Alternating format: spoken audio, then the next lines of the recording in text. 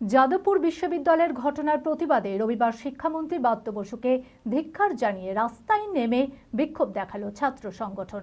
আগুন জ্বালিয়ে পোড়ানো হলো শিক্ষামন্ত্রীর ছবি। মানসিক স্বাস্থ্যের জন্য সবার আগে যে নামটি মনে ভেসে ওঠে, সুস্থ মনের ঠিকানা মনোবীক্ষণ। যোগাযোগ নাম্বার 7477799516।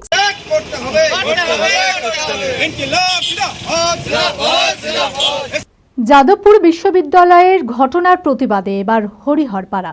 রবিবার বিকেলে শিক্ষামন্ত্রী ব্রাত্য বসুকে ধিক্কার জানিয়ে রাস্তায় নেমে বিক্ষোভ দেখালো ছাত্র সংগঠন। আগুন জ্বালিয়ে পোড়ানো হলো শিক্ষামন্ত্রীর কুশপুতুল। যাদবপুর কাণ্ডে শিক্ষামন্ত্রী ব্রাত্য বসুর ভূমিকা নিয়ে প্রশ্ন তুলে হরিহরপাড়ার প্রতিবাদে সরব হয় এসএফআই ছাত্র সংগঠন।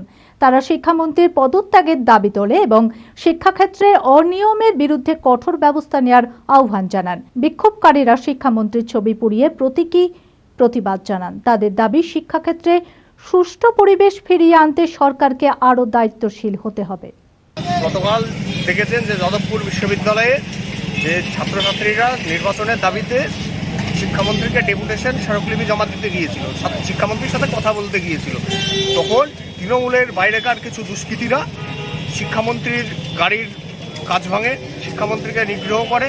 এর দোষ ছাত্র সমাজকে, এসএফআইকে দায় চাপানো হচ্ছে, কিন্তু এসএফআই এই কাজ করেনি।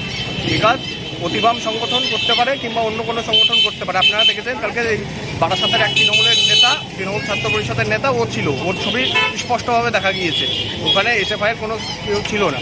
দিয়ে শিক্ষামন্ত্রী যে গাড়ি, একটা ইন্দ্রানুজ রায়কে গাড়ি চাপা দিয়ে ওকে মারার চেষ্টা করেছিল, এর জন্য শিক্ষামন্ত্রীকে জানায় ধিক্কার। সেই জন্য আজকে আমাদের এসএফআইয়ের পক্ষ থেকে একটা ছোট্ট স্পট মিছিল। বহরমপুর খাদি এক্সপো 2025 5ই মার্চ থেকে শুরু করে চলবে 12ই মার্চ পর্যন্ত।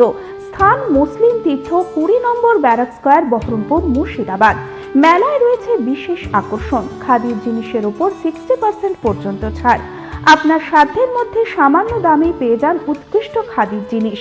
এছাড়াও থাকবে 2000 টাকা ও তার ওপরের কেনাকাটায় বিশেষ উপহার ও গিফট কুপন। আপনাদের সকলকে জানাই সাদর আমন্ত্রণ। আয়োজক খাদি ও গ্রামীণ শিল্প পর্ষদ, মুর্শিদাবাদ।